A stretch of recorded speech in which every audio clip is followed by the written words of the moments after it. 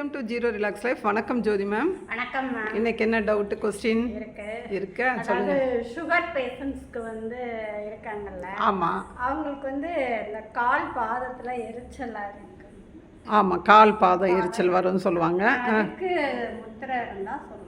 Okay, அதுக்கு முதிரை இருக்குது. அதுக்கு நிறைய முதிரைகள் யோகாலாம் பார்த்துட்ருக்கோம். ஒரு உதிர் முதிரை அப்படின்னு இருக்குது. அது ஸ்பெசிஃபிக்காக சுகர் பேஷண்ட்க்கு கை அது பாத எரிச்சல் வராமல் உங்களுக்கு அது நல்லா நமக்கு தடுக்கும். பாத எரிச்சல் வராமல் தடுக்கும். அந்த முதிரை எப்படி செய்யறதை பார்க்கலாம். அதுக்கு முதல்ல நேராக நிமிர்ந்து அமர்ந்துக்கங்க.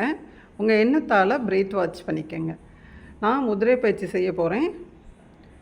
இந்த தெய்வீக கலையான இந்த முதிரை பயிற்சி அப்படி எனக்கு ஹெல்ப் பண்ணணும் அப்படின்னு சொல்லி நான் நினச்சிட்டு, அடுத்து உங்களோட normal breath in and breath out watch பண்ணுறீங்க. எப்படி மூச்சை உள்ளே இழுக்கிறோம், மூச்சை எப்படி வெளியில் விடுறோம் அப்படின்றத வாட்ச் பண்ணுறீங்க.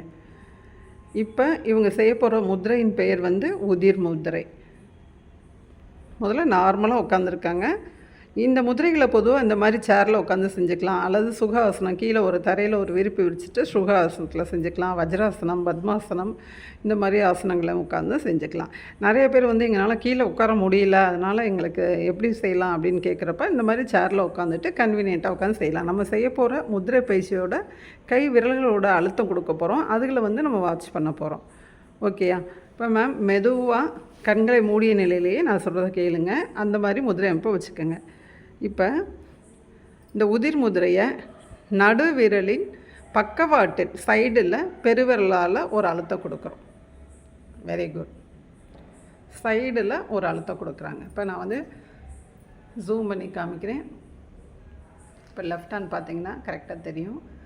நடுவிரலின் பக்கவாட்டில் சைடு பகுதியில் மைல்டாக ஒரு அழுத்தம் கொடுக்குறாங்க. இப்போ வலது கையிலையும் அதே மாதிரி.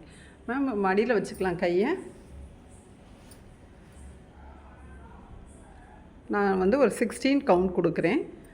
1 2 3 4 5 6.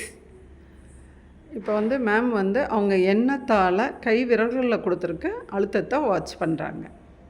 அடுத்து normal breath in and breath out அதையும் அவங்க எண்ணத்தால் வாட்ச் பண்ணிக்கிறாங்க. பொதுவாக இந்த முதிரைகள் செய்கிறப்ப கைகளை மடியில் வச்சுக்கணும். நிறைய பேர் கொஸ்டின் கமெண்டில் கேட்டிருக்கீங்க, முதிரைகளோட விரல் நுனியில் இந்த கையில் ஒரு முதிரை, இந்த கையில் ஒரு விரல் அமைப்பு இருக்கானா? ஆமாம், அப்படியும் முதிரை இருக்குது. விரல் நுனியில் ஒரு அழுத்தம் கொடுக்காம இந்த மாதிரி பக்கவாட்டில் ஒரு அழுத்தம் கொடுத்து முதிரைகள் இருக்குது. முதிரைகள்ன்றது எந்தெந்த பார்ட்டுக்கு நம்ம அழுத்தம் கொடுக்குறோமோ அதாவது நமக்கு அது கரெக்டான வேலைகளை நம்ம உடலுக்கு பார்க்கும், ஹெல்ப் பண்ணும். ஓகேயா? அப்படி இருக்கிறப்ப இந்த உதிர் முதிரை சுகர்னால் வர்ற இந்த கை கால் பாத எரிச்சல் இதுகளை அவாய்ட் பண்ணக்கூடிய ஒரு சிம்பிள் முதிரை தான் இந்த உதிர் முதிரை. பழையபடி சொல்கிறேன். நடுவிரலின் பக்கவாட்டில் ஓரத்தில் ஒரு அழுத்தம், அந்த முதல் கோட்டுக்கிட்டக்க ஒரு அழுத்தம். முதல் கோட்டிலேருந்து இந்த சைடு ஃபுல்லாக கூட தேவைப்படுறப்ப நல்லா அழுத்தி விட்டுக்கலாம். இப்போ இந்த அழுத்தத்தை வாட்ச் பண்ணிக்காங்க. இப்போ மெதுவாக ரிலாக்ஸ் பண்ணிக்கோங்க மேம். இந்த முதிரையை 2 to 3 மினிட்ஸ் டெய்லி இதை ஃபாலோ பண்ணிக்கணும். இந்த முதிரை செஞ்சுக்கணும். 2 to 3 மினிட்ஸில் காலையிலையோ ஈவினிங்கோ ஒரு தடவை இருந்துக்கலாம்.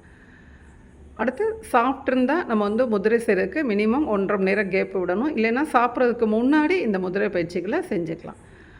இது நிறைய நமக்கு யோகாலாம் பண்ண முடியல, எங்களுக்கு முதிரை பண்ணுறதுக்கு தான் வசதியாக இருக்குது அப்படின்னு சொல்கிறவங்களுக்கும், கொஞ்சம் ஏஜ்டு பர்சனுக்கும் இந்த முதிரைகள் அவங்களுக்கு ஒரு பெரிய கிஃப்டாக இருக்குது அப்படின்னு சொல்லி நிறைய பேர் சொல்கிறாங்க. முதிரை பயிற்சிகள், எல்லா முதிரை பயிற்சிகளுமே ஆசனம் செய்வோம், ஆரோக்கியமாக வாழ்வோம், முதிரை செய்வோம். Thank you ma'am. Thank you ma'am.